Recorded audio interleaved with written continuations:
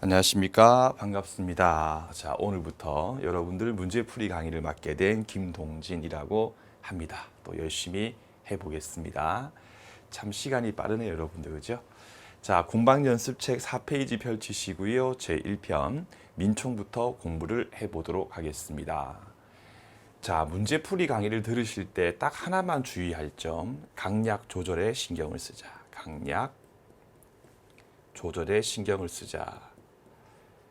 일단 조절하는 부분은 강사가 해드릴 목입니다. 그런데 약하게 해도 될 부분들, 쉬운 내용들이 있지 않습니까? 이런 것들은 간결하게, 간단하게 정리를 하시면 되겠고요. 이제 시험 문제 나올 때 사례형 쟁점이라든지 어렵게 나올 수 있는 쟁점 같은 경우는 제가 또 강하게 설명을 드릴 거거든요.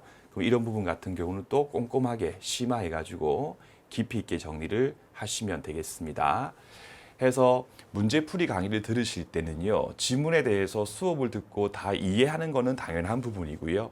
플러스 알파가 있어요. 플러스 알파가 뭐냐면 다음번에 볼 때 더 빨리 볼 수 있게끔, 다음번에 이제 공방 연습책을 볼 때 더 빨리 볼 수 있게끔 하는 게 중요한 거거든요. 제가 아마도 강의를 할 때 4페이지에 보시면 제1장 민법 서론 부분이 있지 않습니까? 이 부분은 제가 아마도 강의를 할 때 딱 수업 한 번 듣고 다음부터는 안 봐도 문제 풀 수 있게끔 복습을 하세요라고 언급을 하는 되게 쉬운 부분이지 않습니까? 자, 그런 부분들 같은 경우는요.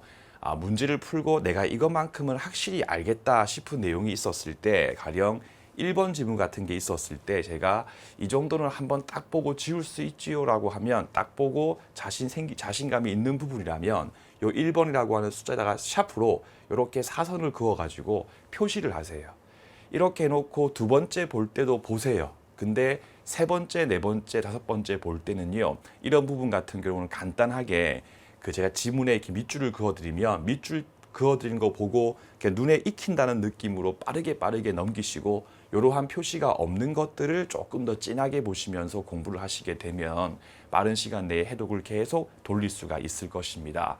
해서 여러분들 가령 한 달이라고 하는 시간 동안에, 그러니까 공방 연습 강의를 다 듣고 난 다음에 다시 이제 혼자 보실 때요, 한 달이라고 하는 시간에 한 번 보는 거하고 진하게 한 번 보는 거하고 조금 빠르게 이제 두 번 보는 것 중에 어떤 게 더 나은가라고 했을 경우에 절대적으로 객관식 시험의 경우는 두 번 보는 게 훨씬 더 이득이 되는 겁니다. 그러면 더 빨리 볼 수 있게끔 준비를 하시면서 수업을 들으시면 되겠습니다. 자, 이제 4페이지 가신 다음에 1번부터 문제를 풀어보도록 하겠습니다. 제가 간단하게 메모를 해드릴 겁니다. 그러면 필요한 내용이 있으면 책에 깔끔하게 메모하시면서 같이 수업을 들으시면 될 거예요. 자, 먼저 1번 문제 같은 경우는 무엇을 묻고 있는 거냐? 민법 제1조에도 법률이라고 하는 게 있고, 법원이라고 하는 거죠. 그 다음에 민법 제185조 우리 물권법 파트에 가시면요, 물권 법정주의가 있지 않습니까? 거기에도 법률이라고 하는 게 있잖아요. 그죠? 이랬을 때 이 법률이라고 하는 게 같은 뜻이냐에 관한 문제인데요.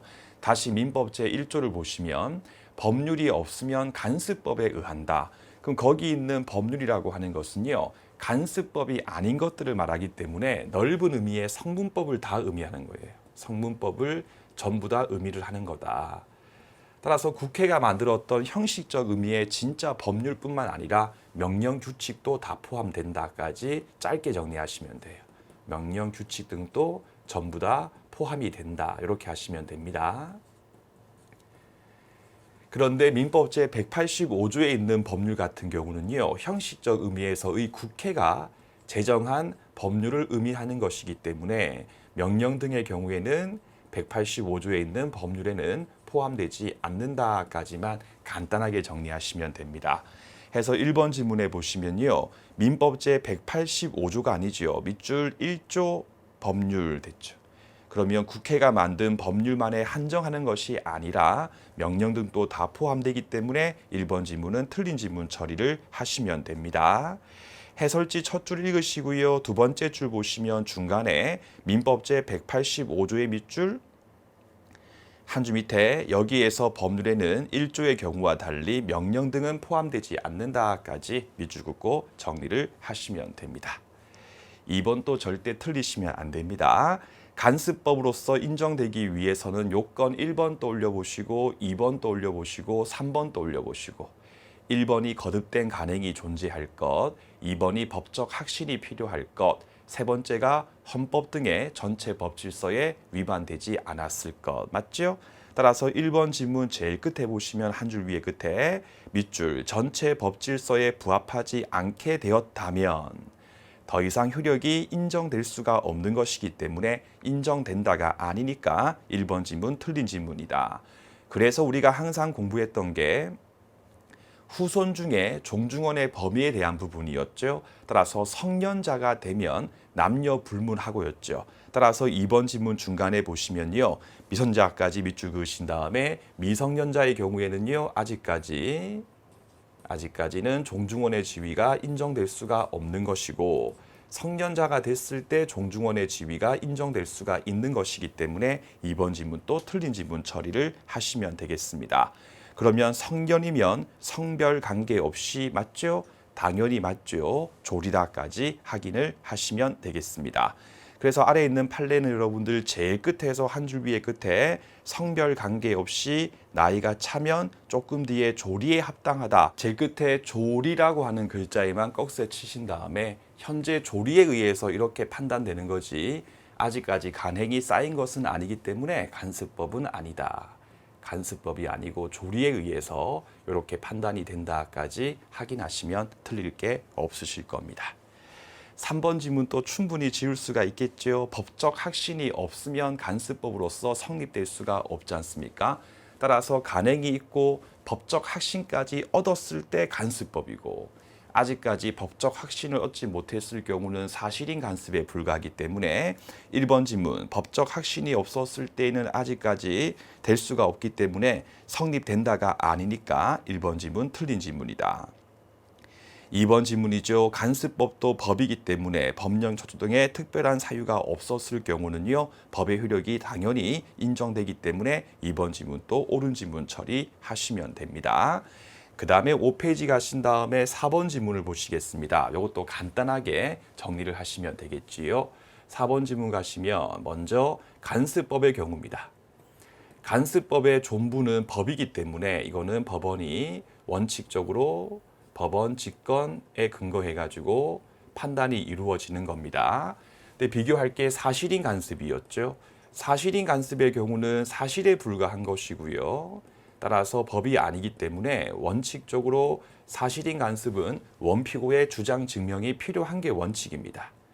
따라서 사실인 간습의 존재에 의해서 유리한 자가 주장 증명 책임을 지는 게 원칙이다. 그런데 판례 중에 조금 충돌되는 판례가 있어가지고요. 제가 여러분들 사법시험 공부를 할 때까지만 해도 이 판례에 대해서 이제 여러 평석 등도 있었거든요. 근데 지금은 큰 의미가 없는 것이 예외적으로 혹시 시험 문제에서 사실인 간습이 나오는데 여러분들 경험칙이라고 하는 단어가 같이 나오는 경우가 있을 거예요. 경험칙이라고 나오게 되면 그러면 판례가 직권사항으로 본 적도 있다까지 간단하게만 정리를 하시면 되겠습니다. 그래서 이 두 가지의 판례 입장에 대해서 이제 왈가불가 이야기가 있긴 한데 수험적으로 큰 의미는 없는 것이고 밑에 거는 거의 나오지 않는 부분이기 때문에 일단 원칙만 정리를 하시되 혹시 사실인 간습이 주어지면서 같은 지문에서 경험칙이란 말도 같이 주어지는 경우는요 예외적으로 직권이다 이렇게 정리를 하시면 충분할 겁니다. 그러면 4번 지문 여러분들 간습은까지 밑줄 그으신 다음에 시험 문제에서 간습법은 이렇게 나오지 않고 간습은 이렇게 나오는 경우는요 사실인 간습을 떠올려 주시면 됩니다. 그렇다면 주장 입증 필요 없이 법원이 직권에 근거해 가지고 확정하는 것이 아니라 원칙적으로 주장 증명이 필요한 경우이기 때문에 틀린 지문 처리하시면 되겠습니다. 해놓고 그 아래 여러분들 해설지에 보시면요. 비교 판례라고 하는 박스가 있지 않습니까? 거기 보시게 되면 제일 앞줄에 사실인 간습의 밑줄 조금 뒤에 보시면 경험칙이라고 하는 단어에 제가 밑줄 그어놨죠 여러분들. 경험칙 확인하시고 그럼 제일 끝에 직권까지 확인하신 다음에 경험칙이란 말이 나오게 되면 직권 또 옳은 지문 될 수 있다까지 아주 조금만 관리를 하시면 되겠습니다. 그 다음에 5번 지문 가시면요. 1번입니다. 사실인 간습은 사적 자치가 인정되는 분야의 재정법이 강행법규가 아닌 임의인 경우에 한번 끊으시고 법률행위 해석에 대해서 기준이 되기 때문에 재판으로서 자로서 할 수가 있다까지 하신 다음에 여기 보는 5번 지문이 은근히 이제 여러분들께서 어려워하시는 그런 내용이거든요. 자, 5번 지문 잠깐 보시겠습니다. 여러분들 강행 규정이라고 하는 게 있었죠. 강행 규정 하지 마라 금지하는 거죠. 자, 강행 규정이 있었을 경우에는 그때는 원칙적으로 그 강행 규정에 따르는 거죠.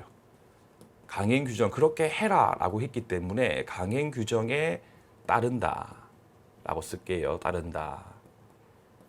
따라서 강행 규정의 여러분들 영역의 경우는 그 강행 법규에 의해서 처리가 이루어지는 것이기 때문에 이거는 사적 자치의 영역이 아니에요. 사적 자치의 영역이 아니죠. 그러면 사적 자치력이 아니다라는 뜻은 갑하고 을 사이에서 별도의 합의를 통해서 달리 정할 수가 없기 때문에 굳이 갑하고 을 사이에서 이루어진 합의의 내용이 어떤 의미인지에 대해서 해석을 할 필요가 없지 않습니까? 반면에 강행법규가 아니고 임의규정, 임의규정의 영역인 경우에는 그때는 별도의 합의, 사적 자치의 원칙이 적용되기 때문에 별도의 합의를 통해서 처리할 수 있고 별도의 합의가 없었을 때에는 앞에 거에 의해서 보충, 보완이 이루어진다까지 공부를 했었습니다. 즉 강행법규가 아니고 임의인 경우는요. 사적 자치의 영역이 맞죠. 영역에 해당하는 것이다. 그런데 우리가 민법제 106조를 공부할 때 갑하고 을 사이에서 별도의 합의를 했는데 합의의 내용이 분명치 않다. 불분명. 그 내용이 애매모호해가지고 분명치 않았을 때는 어떻게 해석할 것인가에 대해서 민법제 106조라고 하는 조문을 공부했었거든요. 민법 공부한 책 보시는 분들께서는 법률행위 파트를 보시면 나와 있는 조문입니다. 중간에 보시면 이때 갑하고 을 사이의 합의가 명백하지 않았을 경우에는 임의 규정이 아니고 사실인 간습에 의해서 먼저 해석을 하고, 그죠? 사실인 간습이 없었을 경우에 비로소 임의 규정에 의해서 해석을 하라라고 돼 있거든요. 그럼 결국 사실인 간습이라고 하는 것은 어떤 의미가 있느냐? 사적 자치의 원칙이 인정되는 임의 규정 영역 하에서 갑하고 을 사이에서 이루어진 합의의 내용이 무엇인지에 대해서 해석할 때 쓰는 해석 기능을 가지는 거다. 따라서 원칙적으로 강행법규에 의해서 처리가 이루어지는 부분은 사적 자치의 원칙에 근거한 합의 자체가 의미가 없고 합의에 대해서 해석할 일이 없는 게 원칙이기 때문에 사실인 간습이라고 하는 것이 작동될 여지가 없다까지 이해를 하시면 되겠습니다. 다시 한번 여러분들 1번 질문 읽어볼게요. 사실인 간습은 사적 자치가 인정되는 분야의 법이 강행법규가 아니고 임의인 경우에 갑하고 을 사이에서 이루어진 법률행위의 의미가 무엇인지에 대해서 확정하기 위해서 해석할 때 쓰는 것이고 재판으로서 삼을 수가 있기 때문에 1번 지문 옳은 지문이다. 따라서 2번 지문에 보시면요.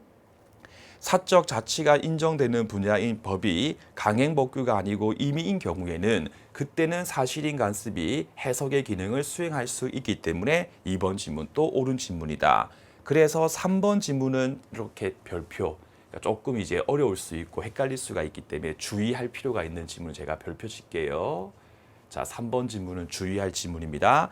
일단 3번 지문 전체를 이렇게 꺽쇠로 묶으신 다음에 3번 지문의 경우는 원칙에 대해서 묻고 있는 지문이 아니고요. 예외에 대해서 묻고 있는 지문이다까지 먼저 이렇게 메모를 해두시고 왜 예외냐? 3번 읽어볼게요.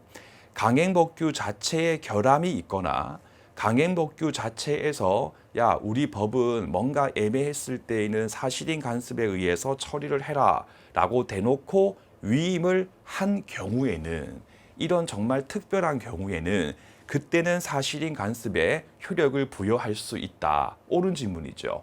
그 말인즉 이렇게 결함이라든지 직접적으로 대놓고 위임한 적이 없었을 원칙적인 경우에는 강행법규의 영역에서는 사실인 간습이 큰 의미가 없다까지 이해를 하시면 되겠습니다. 그래서 밑에 여러분들 해설지를 보시면 제가 원칙적인 부분에 한 번 더 밑줄을 그어 드릴게요. 제일 끝에서 한 줄 위에 보시면요. 재정법이 주로 강행 규정일 경우에는까지 밑줄. 에는 이러한 방금 봤던 지문에 있는 특별한 사유 이외의 경우는 그 말인즉 원칙적으로는 사실인 간섭에 법적 효력을 부여할 수가 없는 것이기 때문에 원칙적으로 사실인 간섭이 의미가 없는 게 원칙인데 지문 같은 예외적인 경우 그러니까 결함이 있거나 혹은 강행법규 자체에서 사실인 간섭에 맡겼을 때 위임을 했을 경우에는 그때는 예외적으로 사실인 간섭의 효력이 인정될 수 있다라고 원칙과 예를 잘 구분해서 문제를 풀어주시면 되겠습니다. 그 다음에 6번 지문 보시겠습니다. 첫 줄에 밑줄 긋을게요. 사실인 간섭의 효력을 인정하려면까지 밑줄 긋고 한 줄 밑에 주장 입증이 있어야까지 긋고 맞죠. 해서 간섭법의 경우와 달리 사실인 간섭은 원칙적으로 주장 입증이 필요하다. 그리고 조금 뒤에 그 간섭이 강행법규가 아니고 임의인가 아닌가 여부에 대해서 심리 등이 필요하다. 왜냐하면 그 법규가 처음부터 강행 규정인 경우는 사실인 간섭이 의미가 없는 것이고 의미 규정인 경우만 의미가 있는 것이기 때문에 그 제정법이 둘 중에 어떤 건지에 대해서 심리 판단이 필요하기 때문에 6번 지문 또 옳은 지문 처리를 하시면 되겠습니다. 해서 여러분들 4페이지, 5페이지에 있는 민법 서론 부분 같은 경우는요. 1번, 2번, 3번, 4번 지문까지는 그냥 1초 코스로 빨리빨리 넘길 수 있게끔 준비하시고요. 5번과 6번 지문은 조금 이제 어려울 수가 있는 지문이기 때문에 5번과 6번만 조금 주의해가지고 이렇게 정리를 해두시면 되겠습니다. 그 다음에 교재 6페이지 가신 다음에 법률 관계와 신의칙에 대해서 보시겠습니다. 1번 지문 같은 경우 여러분들 그 위에다가 이렇게 적어두시고 그냥 나중에는 지문은 굳이 볼 필요 없겠죠. 그래서 신의칙은 강행 규정의 성질을 가지고 따라서 갑하고 을 사이에서 야 우리 사이에는 무슨 일이 있어도 신의칙에 근거해가지고 주장하기 없기라고 합의를 해도 그 합의는 무효고요. 두 번째 강한 공익적 규정이기 때문에 직권 조사 사항에 해당한다. 이 두 가지만 딱 기억하고 빨리 넘기면 되겠죠. 그래서 1번 지문 중간에 보시면 강행 규정 밑줄 한 줄 밑에 직권 판단할 수 있기 때문에 1번 지문 옳은 지문. 2번 지문이죠. 남용 주장이 없어도 밑줄 직권 있다니까 옳은 지문. 3번 지문은 이렇게 별표 치시고 주의 노무사 기출이고 우리도 나올 겁니다. 갑하고 을 사이에서 매매 계약할 때 우리는 절대 신의칙 위반에 근거해가지고 매매 계약의 효력에 대해서 다투지 않기로 한 특약까지 꺽쇠치고 옆으로 쭉 빼내신 다음에 그 특약은 방금 봤지만 강행 규정에 위반돼서 무효죠. 강행 규정에 위반되기 때문에 처음부터 무효다. 됐죠. 따라서 제일 끝에 유효한 게 아니고 무효기 때문에 3번 지문 또 틀린 지문 처리하시면 되겠습니다. 그 다음에 2번 지문 가시겠습니다. 첫 줄 끝에 고지가 있었다면 밑줄 그 거래를 하지 않았을 것임이 경험칙상 명백한 경우다. 해서 갑하고 을 사이에서 아파트 분양 계약하는데 분양회사 갑이 을한테 뭔가 알렸으면 을 같은 경우가 분양 계약을 하지 않았을 것임이 명백하게 중요한 부분인 경우에는 한 줄 밑에 고지할 의무가 있다. 맞죠? 근데 고지할 의무가 있는데 고지를 하지 않았을 때에는 침묵에 의한 기망으로 보는 게 판례의 입장이었다. 그래서 2번 지문 첫 줄에 보시면 중간에 쓰레기 매립장 밑줄 한 줄 밑에 고지할 의무를 진다 밑줄 따라서 침묵을 했을 경우에는 제일 끝에 기망행위에 해당한다 밑줄 옳은 지문 따라서 을 같은 경우는 분양 계약을 민법제 110조 등에 근거해가지고 취소할 수 있다까지는 듣기만 하시면 됩니다. 그 다음에 3번이었죠. 첫 줄 중간에 공동묘지 똑같은 법리죠. 제일 끝에 고지할 의무를 진다까지. 그 다음에 7페이지 가신 다음에 3번 지문 가시겠습니다. 첫 줄 끝에 거래를 하지 않았을 것임이 경험칙상 명백한 경우 그럼 제일 끝에 보시면 고지할 의무가 있다지 없다가 아니기 때문에 1번 지문 틀린 지문이다. 해놓고 2번, 그 밑에 있는 2번은 또 주의라고 적어두시고 2번 지문이죠. 자, 2번 지문에 한 줄 밑에 상대방이 이미 알고 있는 때까지 밑줄 긋고요. 자, 그 아파트 주변에 유해 시설이 있음에 대해서 을이 이미 알고 있었을 경우다. 상대방이 을이 알고 있었을 경우에는 이미 알고 있으니까 굳이 또 알릴 필요가 전혀 없지 않습니까? 따라서 고지 의무가 없어진다. 고지 의무가 없다. 그럼 이미 알고 있었을 때에는 처음부터 알려줄 의무가 없는 것이기 때문에 고지를 하지 않았다 하여도 기망 등에 근거해가지고 취소할 수가 없다까지 이해를 하시면 되겠습니다.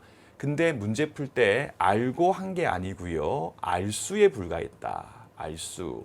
다시 이제 기초부터 알았거나 알수란 말이 있었을 때 알수라고 하는 말 앞에는 숨어 있는 말이 있다. 어떤 말이 있다? 몰랐는데, 그렇죠. 선의인데 몰랐는데 여러 가지 사유에 근거해가지고 알 수는 있었다.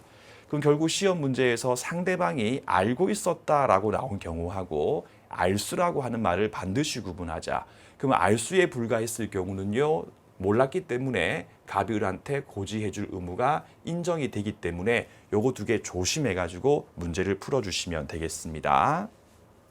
그럼 다시 지금 우리가 보고 있는 2번 지문의 경우는요. 이미 알고 있는 때까지 밑줄 긋고 그럼 제일 끝에 고지 의무를 부담한 것이 아니기 때문에 2번 지문은 틀린 지문이다.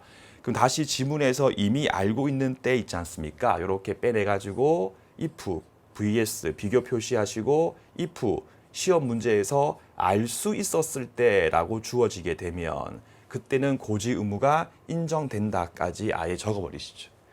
그 문제 풀 때 답이 보일 거예요. 그렇게 해놓고 밑에 해설지 제일 끝에서 세 번째 줄 끝에 보시면 알 수 있었음까지 밑줄. 그럼 몰랐지만 알 수 있었으니까 일단 몰랐죠. 그러면 지문 그 제일 끝에 보시면 요지 고지할 의무 자체를 한다고 할 수는 없다. 즉 고지할 의무를 면하는 것은 아니기 때문에 고지할 의무가 인정된다까지 기억을 하시면 되겠습니다. 그래서 문제 풀 때 알고 있는 경우하고 알 수에 불과한 경우를 꼭 구분해 가지고 문제를 푸시면 되겠습니다. 그 다음에 4번 지문입니다. 4번 지문 위에다가 수정 해석, 신의칙의 세 가지의 기능 중에 수정 해석이라고 하는 것을 기억하시면 되죠. 수정 해석. 그래가지고 별로 이제 갑이 한 것도 없는데 지나치게 많은 돈을 받기로 했을 경우에는 그때는 신의칙에 근거해가지고 일부 감축을 할 수가 있는 거지 전부 무효는 아니었습니다. 따라서 첫 줄 중간에 보시면요. 약정 보수액이 밑줄 부당하게 가하다 됐죠. 그러면 그 다음 줄 약정 전부가 무효가 아니고 적정한 보수를 초과하는 부분만 무효가 되는 것이기 때문에 앞뒤가 바뀌었으니까 4번 지문 또 틀린 지문 처리를 하시면 되겠습니다. 그 다음에 5번 지문의 경우도 신의 측은 원칙적으로 계약상 이행을 청구했을 경우에는요. 갑하고 을 사이에서 어떠한 계약을 했고 그 계약의 내용대로 갑이 을한테 청구를 하는 것은 원칙적으로 계약 준수의 원칙에 근거해가지고 신의칙에 근거해가지고 어떠한 제한을 가할 수 없는 게 원칙입니다. 다만 이제 예외적으로 지나치게 부당하다 등등등의 특별한 사유가 있었을 때 극히 예외적으로 신중을 기해가지고 신의칙에 의해서 제한을 가할 수가 있는 것이다. 해서 신의칙이라고 하는 것은 원칙적인 그런 규정이 아니고요. 정말 특별한 경우가 있었을 때 작동되는 법리다까지 기억하시고 5번 지문 제일 끝에 보시면 중대한 위협이 될 수 있으므로 맞죠? 신중을 기해서 극히 예외적으로 인정을 해라. 따라서 5번 지문은 옳은 지문. 그러면 8페이지 가신 다음에 제일 위에 보시면 6번 지문입니다. 일단 밑줄 한 줄 밑에 원칙적으로 허용되지 않는다. 그게 포인트입니다. 그럼 다시 읽어볼게요. 채권자가 유효하게 성립한 계약상 이행을 청구하는 경우 법원 같은 경우가 급부의 일부를 감축하는 것은 즉 신의칙에 근거해가지고 갑이 을한테 청구할 수 있는 부분에 대해서 감축을 시키는 것은 극히 예외적으로 가능한 것이기 때문에 원칙적으로는 허용되지가 않는다. 해서 지금 봤던 6번 지문 같은 경우는 원칙에 대해서 묻고 있는 것이기 때문에 허용되지 않는 게 원칙이니까 6번 지문 또 옳은 지문 처리를 하시면 되겠습니다. 그 다음에 7번 지문에 1번 지문은 주의라고 쓰시고, 자, 이렇게 1번 지문 이렇게 체크를 하시고, 여러분들 계약 준수의 원칙이라고 하면 아시겠죠? 갑하고 을이 어떠한 계약에 합의를 했을 경우는요, 그 2번 지문 위다가 1번 위다가 간단하게 메모하시면 됩니다. 계약을 했을 때는 그 계약을 지키는 게 계약 준수의 원칙입니다. 그러면 계약 준수의 원칙에 예외로 볼 수 있는 게 우리 민법상 크게 두 가지가 있거든요. 물론 더 많이 있겠지만요. 우리가 시험 문제를 풀 때는 두 가지만 야무지게 정리를 하시면 됩니다. 첫 번째가 계약하고 난 다음에 현저한 사전 변경이 있었다라고 해가지고요. 기읍번 사전 변경의 원칙에 근거해가지고 해제하는 거. 요게 계약 준수의 원칙의 중대한 예외 중에 한 개고요. 두 번째가 저기 우리 채권 강론 파트에 가면요. 매매 계약 파트에서 계약금을 교부했을 때는요. 별도의 아무런 이유가 없다 해도 이행의 착수가 있기 전까지는 받은 계약금의 배액이나 지급한 계약금을 포기하고 해약금에 기해서 해제할 수 있지 않습니까? 그 해약금에 기한 해제, 해약금에 기한 해제의 경우도 계약 준수의 원칙의 예외다. 민법제 565조입니다. 해서 제가 또 추후에 강의할 때 또 설명드릴 부분이지만요. 우리 판례가 봤을 때 565조에 근거한 해약금의 해제 같은 경우는요. 이러한 계약 준수의 원칙의 중대한 예외이기 때문에 이 자체에 대해서 판례가 그렇게 좋아하진 않습니다. 따라서 이행의 착수 전까지 할 수 있잖아요. 해서 우리 판례 같은 경우는 가급적이면 좀 뉘앙스가 해약금에 기한 해제의 범위를 축소시키기 위한 방편으로서 어지간하면 이행의 착수를 한 걸로 봐버리는 거예요. 그러면 이미 갑이 이행의 착수를 했으면 더 이상 을 같은 경우가 해약금에 기해서 해제를 할 수가 없는 것이기 때문에 이행의 착수를 좀 가급적이면 한 걸로 보는 그런 뉘앙스가 있다까지 한번 들어주시면 되겠습니다. 그러면 1번 지문 보시겠습니다. 사전 변경 원칙에 근거해서 계약의 해제가 인정되는 것은 계약 준수의 원칙에 예외에 해당한다. 따라서 1번 지문 옳은 지문이다. 그리고 2번 지문입니다. 사전 변경 원칙에 근거해서 계약의 해제가 인정되는 경우에도 그 줄 끝에 밑줄 객관적인 사정, 그러니까 객관적인 사정의 변경이 있었을 때, 객관적인 사정의 변경이 있었을 때에 사전 변경 원칙에 근거해가지고 해제를 할 수가 있지 않습니까? 따라서 비교하실 게 조심할 게 객관적인 게 아니라 개인적인, 주관적, 개인적 사유 같은 경우에는 포함될 수가 없는 것이다까지 문구로 꼭 기억하시라. 사례형까지 나오기 힘든 부분이기 때문에 그 노트에 있는 내용 중에 요만큼만 짧게 기억해도 충분할 겁니다. 그래서 2번 지문은요. 객관적 사유만 된다. 옳은 지문이겠고요. 밑에 해설지 제일 끝에서 네 번째 줄을 위해 보시면 주관적 사정을 의미하는 것은 아니다까지 밑줄 긋고 책 정리하시면 되겠습니다. 아래 관련 판례 여러분들 첫 줄 중간에 보시면요. 사정만이라고 하는 글자 있지요. 해서 신의칙 파트에 대해서 문제를 풀 때 뭐뭐 한 것만 가지고는 신의칙 위반으로 볼 수가 없다라고 하면 다 문제가 풀립니다. 한번 쭉 읽어볼게요. 매매 계약하고 9년 지났고 시가가 올랐다라고 하는 그 사정만 가지고는 계약에 대해서 해제할 수 있는 사전 변경이 있다고는 볼 수 없는 것이다. 그것만 가지고는 사전 변경 원칙에 근거해가지고 매매 계약에 대해서 해제할 수 없다라고 이해를 하시면 되겠습니다. 그 다음에 8번 지문 가시면요. 첫 줄 제일 끝에 애견 예측할 수 있었다면까지 밑줄 그으신 다음에 전혀 예측하지 못했던 사전 변경이 있었을 때에 사전 변경 원칙에 근거해가지고 해제할 수가 있지 않습니까? 따라서 예견할 수 있었을 경우라면요. 제일 끝에 없다. 사전 변경 원칙에 근거해가지고 해제할 수가 없는 것이기 때문에 8번 지문 또 옳은 지문이다. 9번은 쭉 읽으면 다 알겠습니다. 갑하고 을 사이에서 절대 차임, 월세를 올리지 않기로 합의를 했습니다. 근데 그 합의를 하는 것이 신의 측에 반다고 볼 수 있는 특별한 사유가 인정됐을 경우에는 그때는 또 증액 청구에 대해서 인정이 되기 때문에 9번 지문 또 옳은 지문 처리하시면 되겠습니다. 그 다음에 10번과 여러분들 11번 지문 같은 경우는요. 항상 잘 나오는 부분이니까 우리 한 번만 더 임팩트하게 한번 정리를 해봅시다. 다 빼버리고 이제 핵심만.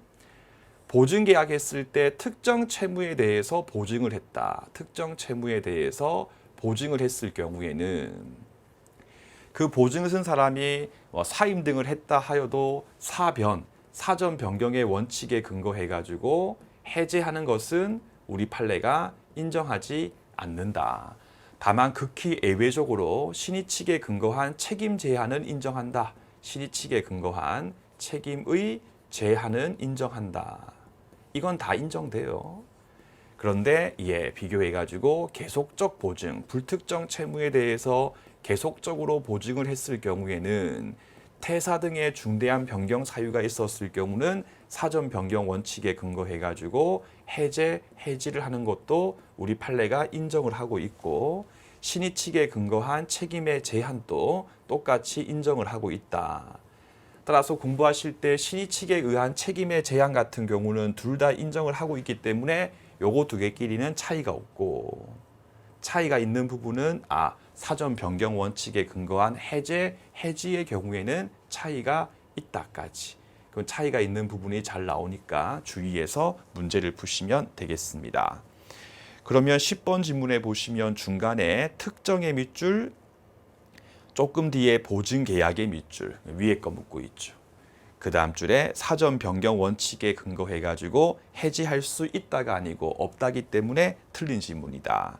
해놓고 9페이지 가시면 제일 위에 해설지 있지 않습니까? 제일 끝에서 세 번째 줄부터 읽어도 괜찮습니다. 특정 채무에 대해서 보증을 했을 경우는 사전 변경 원칙에 근거한 해지는 인정하지 않는다.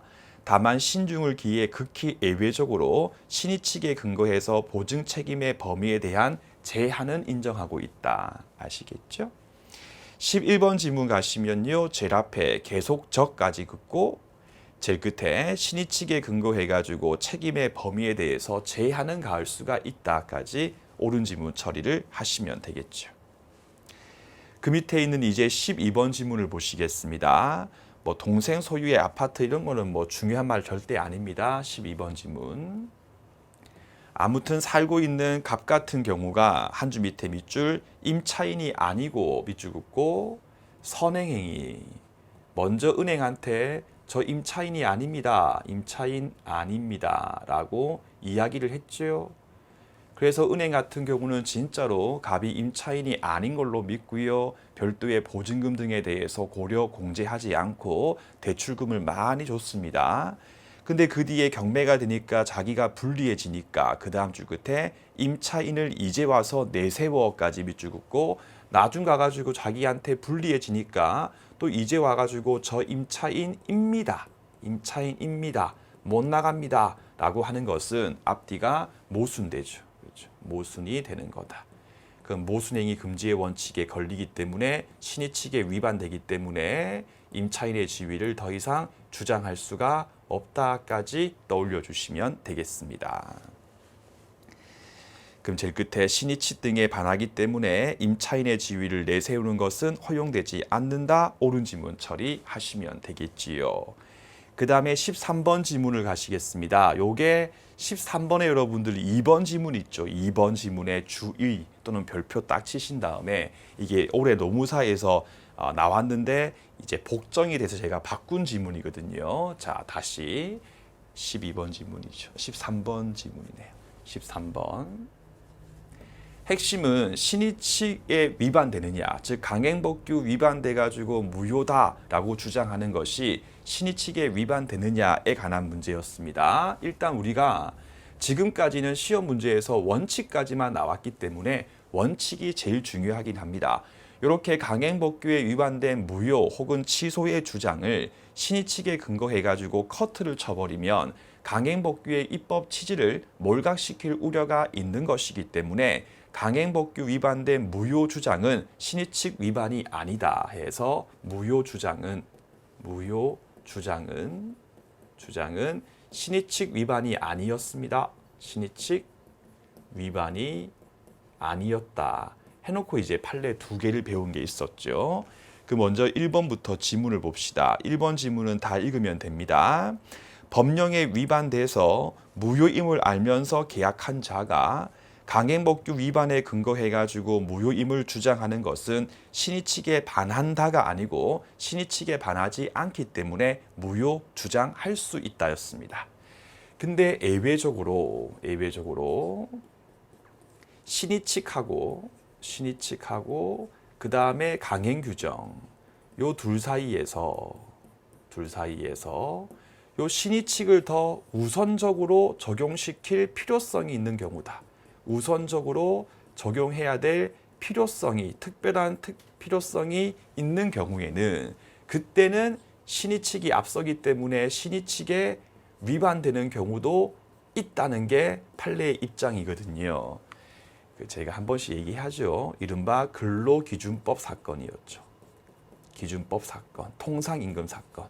이때 이제 판례가 뭐라고 하냐면 그 통상임금 지급에 대해서 청구를 인정해버리면 대기업들의 이익이 심각하게 해할 수가 있는 것이기 때문에 이 경우는 강행법규보다 신의칙이 우선적으로 적용될 필요성이 있다라고 하는데 엄청나게 많은 비판이 있기 때문에 그런 디테일한 사례까지는 절대 못 나오고요. 요만큼의 문구가 주어질 겁니다. 그런 경우는 예외적으로 강행법규 위반에 근거한 무효 주장을 신의칙에 근거해가지고 커트를 칠 수 있다. 그래서 2번 보시면요. 강행법규에 위반된 자가 그 위반에 근거해가지고 무효를 주장하는 것은 이제 밑줄 예외적으로는 맞죠. 예외적으로는 신의칙에 위반될 수도 있다 해서 원칙적으로는 신의칙 위반이 아니겠지만 이러한 특별한 사유가 있었을 경우는 신의칙 위반이 될 수도 있기 때문에 2번 지문 또 옳은 지문이고요. 요 2번 지문 같은 경우는 민법상 그렇게까지 중요한 지문은 아니지만 최근 노무사 시험 문제에서 출제가 됐기 때문에 더 깊이 있게 쭉쭉쭉 팔 필요 없이 요 2번 지문까지만 예외적으로 신의칙 위반이 될 여지도 있다. 그 문제 풀 때 별도의 말이 없었을 때에는 1번 원칙에 근거해가지고 문제를 푸시면 되겠고요. 이렇게 예외적까지 주어지게 되면 이 특수한 경우에 대해서 묻는 것이기 때문에 그때는 신의칙 위반이 될 수 있구나라고 간결하게 한 번 더 정리하시고 넘어가시면 충분할 겁니다. 그 다음에 이제 10번 지문 가시면 10페이지 가시면 14번 지문이죠. 여기서 나오는 판례죠. 다 아시는 거. 국토이용관리법상 허가를 받지 않고 토지 매매 계약했던 갑과 을이 스스로 갑 같은 경우가 그 계약 같은 경우는 뒤에 나오지만 처음부터 허가 배제 잠탈 목적이기 때문에 강행법규 위반에 의해서 무효다라고 주장하는 것은 특별한 사유가 없으면 즉 원칙에 대해서 묻고 있는 거죠. 그러면 신의칙에 위반되지 않기 때문에 무효임을 주장하는 것이 허용된다지 되지 않는 게 아니기 때문에 14번 지문 또 틀린 지문 처리를 하시면 되겠습니다. 그럼 결국 신의칙 위반이 아니기 때문에 무효 주장하는 거 허용된다니까 틀린 지문이다. 이렇게 정리를 하시면 되겠습니다. 그 다음에 15번 지문은 너무 쉬운 지문이지요. 실효의 법리까지 밑줄 긋고 제일 끝에 파생 원칙이니까 옳은 지문. 그 다음에 16번 지문의 경우도요. 한 줄 밑에 사정만으로 해서 신의칙 파트에서 만자가 나오면 그것만 가지고는 신의칙 위반이 아니었다. 그걸로 푸시면 되겠죠. 한번 쭉 읽어보겠습니다. 땅 주인 갑이 점유자 을에 대해서 민법 제741조의 권리를 장기간 행사하지 않았다는 사정만 가지고는 그 부당이득 반환 총건이 실효 원칙에 근거해가지고 소멸됐다라고 볼 수는 없는 것이기 때문에 제일 끝에 없다니까 옳은 지문 처리하시면 되겠죠. 17번 지문입니다. 첫 줄 앞에 장기간 행사되지 않았고 한 줄 밑에 신뢰하는 데 정당한 사유도 있는 경우까지 긋고 한번 쭉 읽어봅시다. 이미 매도인 갑 같은 경우가 매수인 을의 체불에 근거해가지고요. 해제권이 있었거든요. 근데 장기간 행사하지 않고 가만히 있었습니다. 그래가지고 매수인 을 같은 경우가 더 이상 갑이 나한테 해제권 행사하지 않겠구나라고 신뢰했고 그 신뢰에 대해서 정당한 사유까지도 인정되는데 갑자기 매도인 갑이 새삼 해제권을 행사하는 것은 신의 측에 반하기 때문에 허용될 수가 없다까지 확인하시면 되겠죠. 그럼 제일 끝에 보시면 신의 측에 반한다 옳은 지문 처리하시면 될 겁니다. 그 다음에 18번 지문을 보시겠습니다. 첫 줄 중간에 근로자가 이유 없이 퇴직금을 수령까지 밑줄 긋고 해서 A 회사가 갑에 대해서 징계 처분을 하고 면직시켰습니다. 그 다음에 퇴직금을 공탁소에 맡겼거든요.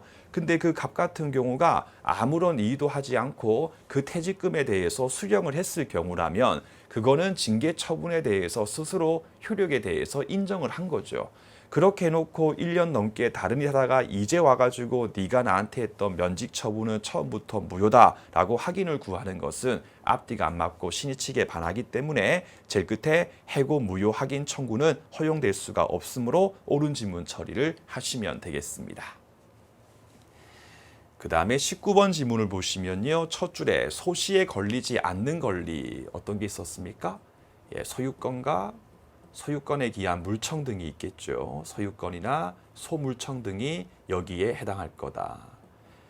그럼 이렇게 소유권이나 소유권에 기한 물청의 경우도 소멸시효는 적용될 수가 없겠지만 실효의 원칙은 당연히 적용될 수가 있겠죠. 따라서 옳은 지문 처리를 하시면 됩니다.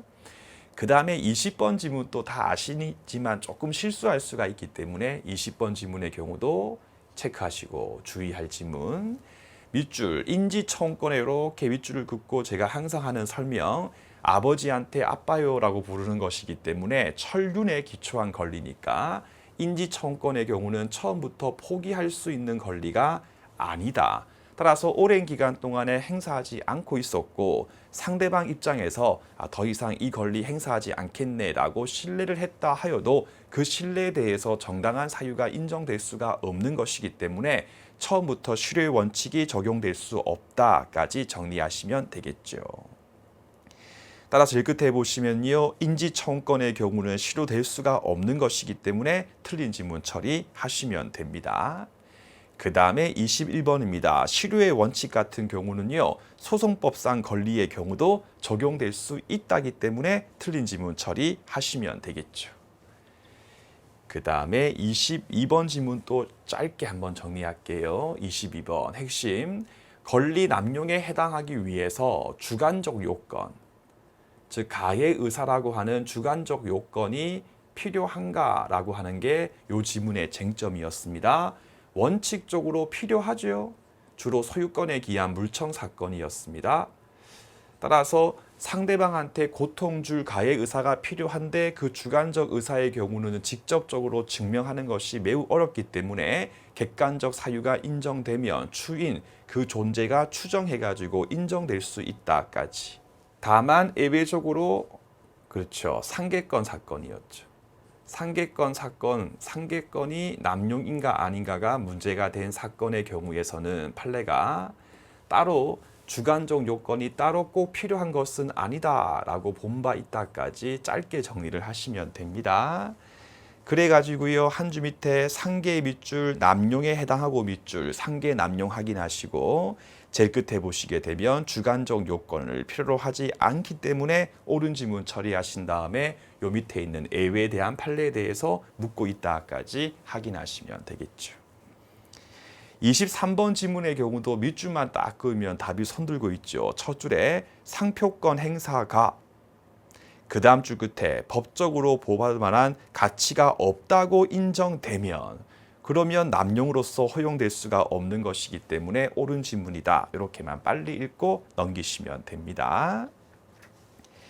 그 다음에 12페이지 가신 다음에 24번 지문의 경우도요. 첫 줄 제일 끝에 보시면 만자에 밑줄 긋고 그렇죠.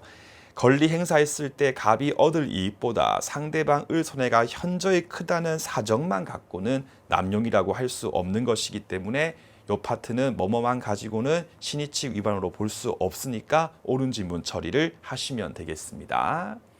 그 다음에 25번입니다. 권리 남용으로서 인정됐을 경우에 권리 종류 등과 관계없이 박탈은 동일하다. 이 25번 지문 또 조심해서 풀어야 될 문제입니다. 자, 크게 여러분들 우리가 문제 풀 때 알아야 될 거 친권 남용 있죠. 친권 남용. 실제 어떤 사안이냐면 이제 친권자인 부모님이 그 초등학교 2학년짜리 애를 시골집이었거든요. 닭장 안에서 키운 거예요. 알겠죠? 그런 경우는요. 법원이 친권 상실 선고를 할 수 있습니다. 그래서 친권 남용의 경우는요. 이 친권이라고 하는 것이 상실될 수도 있습니다. 그런데 소유권 행사 남용, 소유권에 기초해 가지고 소유권에 기한 물청 등을 행사했는데 남용이 된 경우 한번 떠올려 보시죠.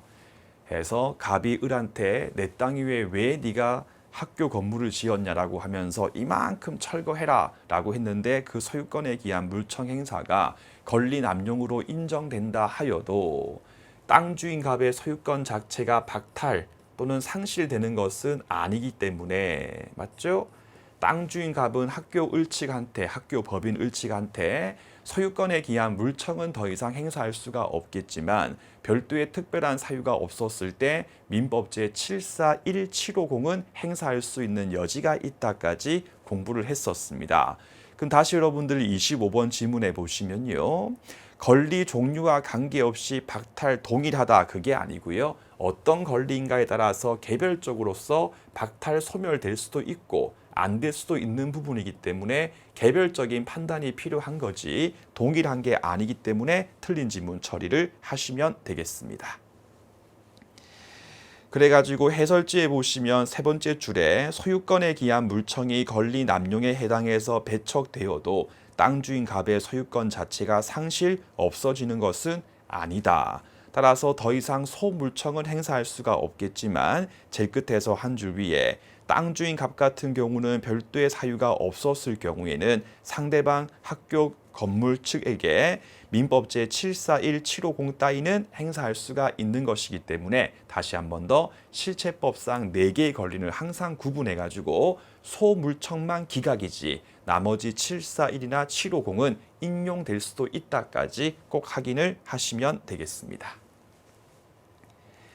그 다음에 이제 26번 지문은 조금은 이제 센스가 필요한 지문이거든요. 그러니까 이제 물론 시험 문제 출제하시는 분들께서 우리에 대해서 생각을 많이 해가지고 이제 문제 풀 때 필요한 모든 전제 조건에 대해서 다 제시를 해주는 게 참 좋은데 이제 그렇게는 안 해주시거든요. 여러분들이 26번 지문을 먼저 보시면 명의신탁이라고 하는 게 있지 않습니까? 근데 우리가 물권법 가서 명의신탁에 대해서 공부할 때 가장 먼저 한 게 뭐냐면 부실법 적용되는 사안인지 아닌 사안인지에 대해서 먼저 나눠서 이제 보는 게 제일 중요한데 요 판례 같은 경우 이 지문 같은 경우는요. 요 지문만 봤을 때에는 부실법 적용 사안인지에 대해서 알 수가 없습니다. 그러니까 조금은 이제 좀 기억을 해야 됩니다. 해서 위에 여러분들 우리 부실법 부동산 실명법 같은 경우는요. 부실법은 1995년도부터 시행됐거든요. 그럼 이 사안 같은 경우는요. 부실법이 적용되지 않는 사안이었습니다. 왜냐하면 사건 번호를 보시면 알 수가 있겠죠. 즉 부실법이 시행되기 전에 판례였기 때문에 이 사건의 경우는 부실법이 처음부터 적용되지 않는 사안이다라고 하는 점은 조금 의도적으로 기억이 필요합니다. 해놓고요. 그 지문에 보시면 제일 앞에 채권자 돼 있지 않습니까? 갑이라고 쓰시고요. 채권자 갑이 있었고 그 다음에 조금 뒤에 보시면 제3자라고 해가지고 있지 않습니까? 병이 제3자가 있었고 병이 이제 이렇게 X 토지를 가지고 있었습니다. 그 다음에 을이 채무자였다. 갑한테 빚진 채무자였다. 자, 다시 우리 처음부터 해봅시다. X 토지의 경우가 채무자 을 소유인 경우는 갑이 집행을 할 수가 있겠지만요. 제3자 병 소유였을 경우는 갑이 병한테는 채권이 없었기 때문에 집행을 할 수가 없지 않습니까? 그래서 갑이 어떻게 했냐면 갑이 병한테 야 너 을한테 권유 너 을한테 명의신탁해라. 막 꼬시면서 네 자꾸 네 명의로 등기 두고 있으면 세금 많이 나오고 하니까 을한테 명의신탁을 해라 라고 권유를 했던 거예요. 하니까 이제 병이 그래 하면서 이제 을한테 2번 명의신탁을 한 거예요. 그럼 명의신탁 했으니까 X 토지에 대한 소유권 이전 등기가 누구에게 3번 을한테 이렇게 소유권 이전 등기가 격려가 되었겠지요. 그죠? 그러면 요 사안 같은 경우는 이제 부실법이 적용될 수가 없는 사안이기 때문에, 그러니까 우리가 배웠던 일반 법리로 보게 되면 부실법이 적용되지 않기 때문에 대내외 구별론, 따라서 병하고 을이 있었을 때 병 같은 경우가 신탁자 맞죠? 그 다음에 을 같은 경우가 수탁자 맞지 않습니까? 그럼 둘이 만났을 때 내부 관계에서는 병한테 소유권이 있겠지만 제3자 갑, 즉 대외 관계에서는 수탁자 을한테 소유권이 있잖아요. 그러니까 갑이 그거를 악용해가지고 권유해서 병이 을한테 명의 신탁을 하고 을 명의로 소이등이 된 순간에 갑이 4번 집행에 착수를 하는 거예요. 집행에 착수를 하는 거예요. 좀 심하죠, 여러분들. 하니까 우리 판례가 감 네가 이렇게 병한테 이렇게 해서 이렇게 했는데 감 네가 집행해가지고 착수를 하는 거는 이거는 신의칙에 반한다. 신의칙에 위반된다라고 본 판례다까지 조금 기억을 하시면 되겠습니다. 한번 다시 읽어볼게요. 채권자 갑이 채권을 확보하기 위하여 더 쉽게 돈 받기 위해서 병 소유의 X 토지를 채무자 을에게 명의 신탁하게끔 권유를 하고 난 다음에 집행을 하는 것은 너무 얍삽하기 때문에 신의칙에 반하기 때문에 허용될 수가 없으므로 옳은 지문 처리를 하시면 되겠습니다. 그 다음에 이제 27번 지문 같은 경우는 채신 판례에 관한 사안이거든요. 자, 이렇게 여러분들 마을이 하나 이렇게 있었어요. 이게 마을입니다. 마을이 있었고, 그 다음에 여기에 이제 요만큼 가운데 요만큼 길이 있는데 요 길 같은 경우가 갑 개인 소유였어요. 갑 소유의 땅인데 이제 공로로 쓰고 있었거든요. 최근에 이제 우리 판례 같은 경우가 요런 경우에 갑 같은 경우가 이제 지자체 상대해가지고 야, 내 땅인데 왜 너그 공로 설치했냐면서 민법제 213조에 근거해가지고 땅 돌려줘. 그리고 공로 철거해라. 민법제 214조 등에 근거해가지고요. 소유권에 기한 물청에 대해서 행사를 했을 경우에 우리 판례가 이른바 사회적 제한. 야, 네 땅이 이미 공중으로서 사용되고 있었을 경우는 사회적으로 제한되기 때문에 이렇게 네가 소유권에 기한 물청을 행사해가지고 공로 등에 대해서 철거 따위를 구하는 것은 우리 판례가 원칙적으로 권리 남용에 해당한다라고 하는 판시를 계속하고 있어요. 남용에 해당한다. 그래서 이 사안 같은 경우에는 판례가 이런 말씀을 하세요. 네가 지자체한테 공로에 대해서 인도를 구하고 요 길에 대해서 철거를 청구해가지고 네가 승소해가 결국 이 공로에 대해서 없어버리면 이 마을 주민들 같은 경우가 왔다 갔다 할 수가 없는 것이기 때문에 엄청나게 크게 공익적인 부분을 침해하는 거다. 따라서 네가 소유권에 기한 물청을 행사하는 것은 권리 남용이기 때문에 허용될 수가 없다라고 해버리는 게 판례의 입장이 됩니다. 해서 27번 지문의 첫 줄 끝에 보시면요. 공로로 제공된까지 밑줄, 그 다음에 한 줄 밑에 통행 금지 따위를 청구하는 것은 원칙적으로 허용될 수 없는 권리 남용으로 보아야 한다. 옳은 지문입니다. 근데 이게 최근에 이제 조금씩 나오고 있어요. 저도 참 이 판례 보고 놀란 게 뭐냐면 우리가 여러분들이 신의칙이라든지 권리 남용에 대해서 공부를 할 때 보면 제가 아까 판서도 했죠. 신의칙이라든지 권리 남용이라고 하는 것은요. 기본적으로 그 자체가 예외이기 때문에 예외적으로 공익적인 부분을 많이 침해하기 때문에 허용될 수 없다. 이렇게 판시를 해야지. 이렇게 원칙적으로 남용이다라고 해버리는 거는 앞으로 적지 않은 비판이 나올 것 같아요. 그래서 일단 우리는 다른 부분의 경우에는 원칙적이 아니고 예외적으로 신의칙에 근거해가지고 제한을 가하는 거지만 공로에 대해서 철거 청구나 통행 금지 따위를 청구하는 이 사건 같은 경우에는 그때는 판례가 조금 더 적극적으로 개입을 해가지고 소유권에 기한 물청을 행사하는 것은 신의칙에 반하는 것이 원칙이다. 이렇게 조금 기억해가지고 문제를 푸시면 되겠습니다. 근데 이게 이제 결국 우리 판례가 이제 이렇게 보는 이유는 뭐냐면, 야, 다 함께 살 필요가 있지 않냐. 그러면 감너는 지자체한테 소유권에 기한 물청 따위를 행사해 가지고 이 공로기에 대해서 철거하는 방식으로서 이 사태를 처리할 게 아니라 부당이득 반환 청구나 손실보상 등, 그러니까 돈을 요구해 가지고 좋게 처리하면 되지 이걸 다 없애지를 마라 라고 하는 게 판례 입장이고 충분히 이해되는데, 아무리 그래도 원칙적으로 허용될 수 없다고 하는 것은 조금은 신의칙 제도에 대한 그런 입장 위치에 대해서 조금 우리한테 오해를 유발시킬 수 있는 판시다라고 하는 평석들이 나오고 있기 때문에 조금 선회해 가지고 공로, 철거 등의 청구 사건의 경우에는 이러한 사회적 제한, 공공의 이익을 보호하기 위한 차원에서 원칙적으로 남용에 해당한다. 이렇게 조금 스무스하게 부드럽게 정리를 해주시면 되겠습니다. 됐고 13페이지 가신 다음에 28번 지문을 보시겠습니다. 28번 지문 또 다시 한 번만 더 해볼게요. 28번. 나중에 민소법 공부하실 때 공시송달에 의한 판결 편취라고 하는 걸 배우게 될 겁니다. 판결 편취. 어디 살고 있는지 알고 있으면서 일부러 모른 척하고 법원을 속이는 경우 말하는 거거든요. 근데 이 판결 같은 경우도 일단 유효하다라고 보는 게 판례의 입장이다까지는 지금 말고 나중에 2차 공부하실 때 민소법 때 다시 한 번 더 공부를 하시게 될 거예요. 해서 이제 결국은 갑이 있고 을이 있어가지고 갑이 이제 을을 상대해가지고 대여금 반환 청구를 구하죠. 돈 갚아라. 대여금 반환을 청구하는 소를 제기했다. 그래가지고 1번 갑이 이렇게 꼼수를 부려가지고 갑의 승소 판결이 확정이 됐다. 승소 판결 확정. 그래가지고 2번이죠. 갑이 집행까지 해가지고 집행을 해가지고 돈을 받았다. 까지죠.